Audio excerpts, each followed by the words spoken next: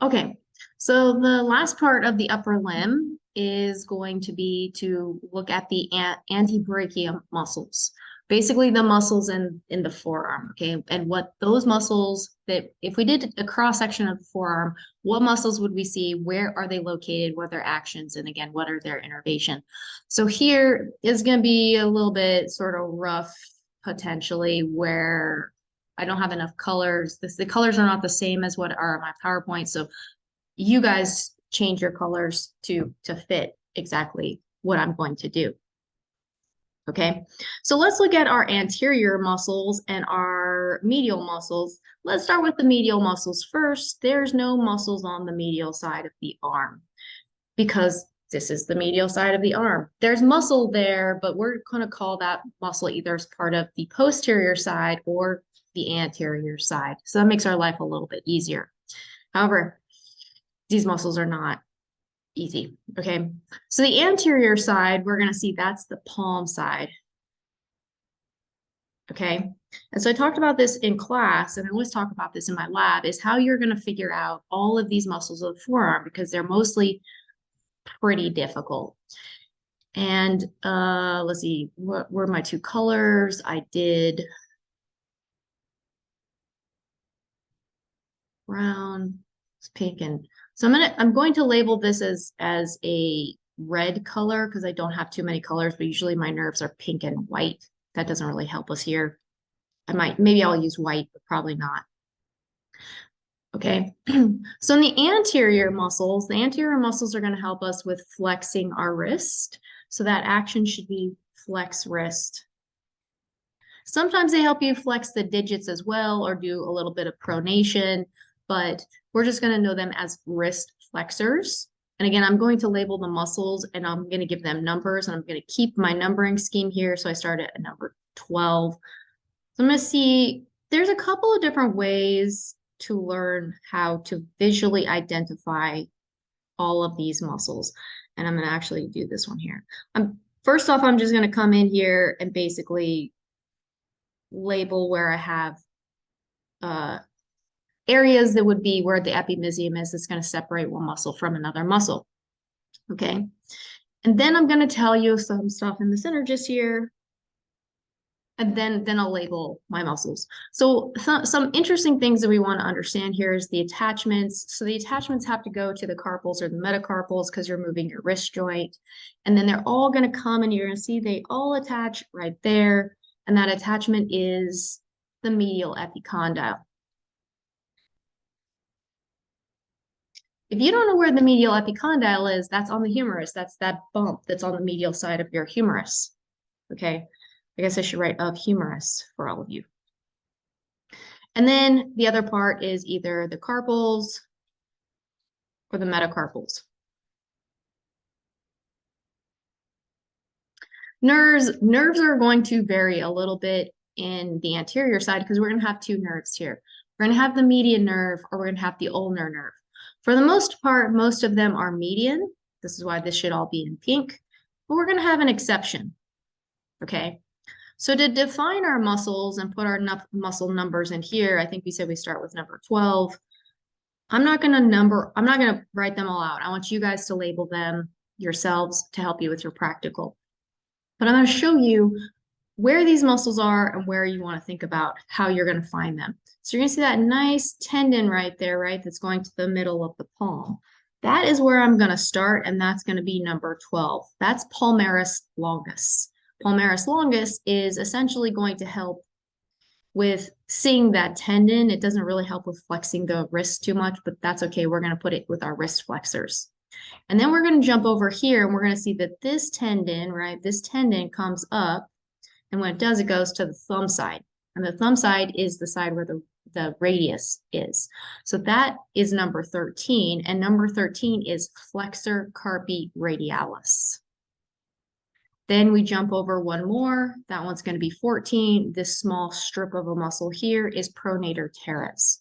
So 12, 13, and 14 are all innervated by the median nerve. And then you're going to skip those two. Don't worry about what those two are. And then you're going to see there's another tendon here. So as we rotate, that tendon is right there. You see that tendon that's coming up to the pinky side. This is going to be number 15. This is flexor carpi ulnaris. So flexor carpi ulnaris is very close to the posterior side. It's a rather large muscle that's slightly more posteriorly situated, but it's still a flexor. And then if you're following along, so that's where the anconeus muscle was, just right there. And then all of these are going to be the extensor muscles on the posterior side. So we're going to say 12 to 15 are going to be our muscles, and everything's going to be median except number 15. Number 15 is flexor carpi ulnaris.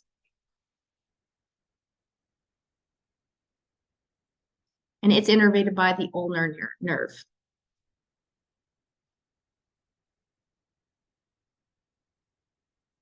Okay, if you go back to some of these other pictures here, you should see that there's a nice yellow nerve coming down right there. That's the ulnar nerve. You see how it's going straight to the elbow, right? The ulnar nerve. And it'll go right into that muscle. That muscle right there is going to be flexor carpi ulnaris. And then this one on this side, the bigger one on this side, is the median nerve. So when you look at the model, you'll see that that median nerve is actually going right to where pronator teres is and palmaris longus and flexor carpi radialis. So those muscles, that didn't seem so bad, hopefully. I hope not. So now let's go to the lateral side and the posterior side, and you see I have like 3 pictures here because, again, these things twist. It's 3-dimensional. So it's hard to get a single picture where every single muscle is going to be part of that. So we're going to see that, yes, antagonists are on opposite sides, right? Well, not so much because there's no medially situated muscles. So since there's no medially situated muscles, this laterally situated muscle is quite weird. It's going to be this muscle right here. And some of you came to open lab or were in lab and were a little bit confused about where that muscle stops, which we're going to see that there's this muscle right here on the lateral side. It's going towards the thumb side right there. And I'm going to put it in orange, which really should be yellow, because my nerve is radial nerve. Okay, the action of this muscle, even though it looks like it crosses the wrist joint, it actually doesn't. You see how it crosses the elbow joint right here. So since it's crossing the elbow joint, it must move to the elbow joint. That means it's going to help us with flex the elbow.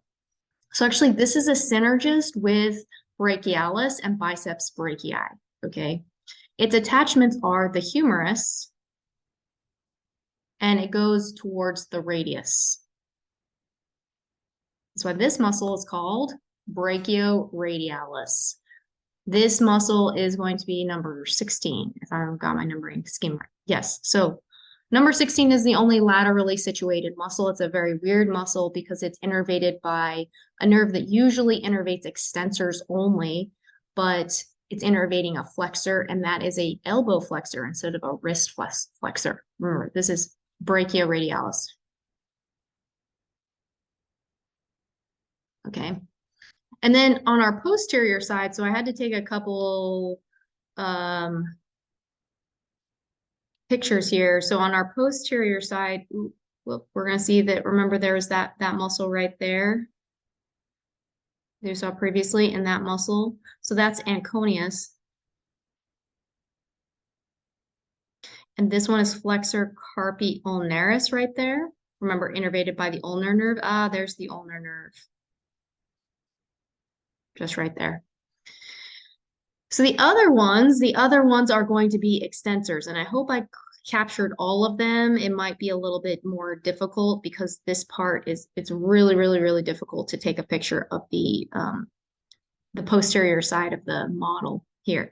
But we're going to see these are all extensors, right? Because we had wrist flexors, now we have wrist extensors. Or they extend up. Oh, that just sucked really, really, really bad. I don't think I can even undo it. That's right. Hopefully you guys grabbed that. If not, you can rewind the video at least. So let's go back and do this one more time. That right there is flexor carpi ulnaris. This was my anconius. There's my ulnar nerve. Just right there. And we're going to go, okay, these extend the wrist and digits. Okay, you can see how they're all coming to the other side of the elbow right here. So their attachments are going to be the lateral epicondyle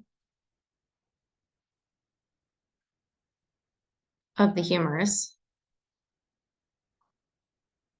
And of course, either carpals or metacarpals.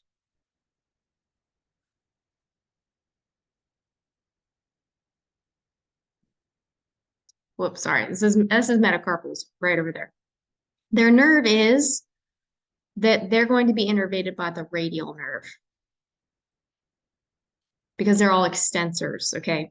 So this is actually innervated by the radial nerve, the anconius right there. Remember, we're going to see biceps, I'm sorry, brachioradialis is right there, also innervated by the radial nerve. And then again, we see here's brachioradialis right there.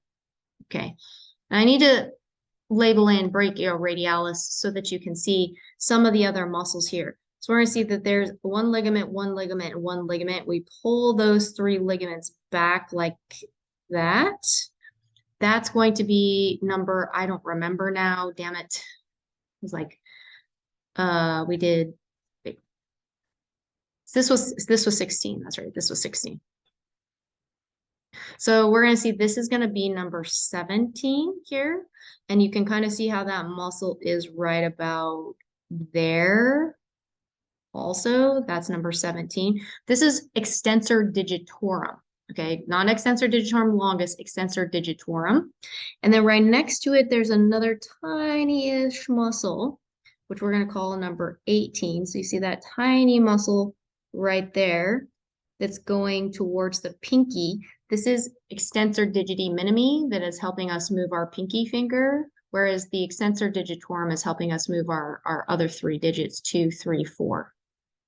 Okay, so we're going to have numbers 17, 18, and then the next muscle here, I hope you can guess what that is. This is extensor carpi ulnaris. So that's number 19. So those two muscles are right next to each other. So you got to be very careful about this on the model, right? Which one's closer to extensor digitorum?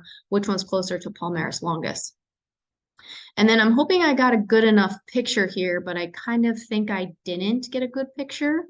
So we're going to see extensor digitorum, and then going towards the thumb side, we're going to skip these two here. These are our extensor pollicis longus and our abductor pollicis longus that we're going to skip. The next small muscle right here, which is going to be a little bit hard to see, is going to be our number 20, and then we'll have another one here, which is 21. So this is actually 21 right there. The small muscle is extensor carpi radialis brevis. That's 20. And 21 is going to be extensor carpi radialis longus. There are two other muscles right there. You have to twist the model and you have to see how there's three indentations that are going to help you identify that those are three separate muscles. Okay. Excuse me. All right. So hopefully all these videos helped you understand a couple of things about like scapula movements, about how the scapula, since it's not directly attached to this axial portion of the skeleton, has more movements in different directions to allow for our upper limb to do far more than our lower limb can do at its attachment point to the axial skeleton. And then I hope going over these synergist quadrant charts, or really what I should say, synergist charts for the upper limb, are also going to help you on both your practical as well as your last exam, or the exam that this information is on.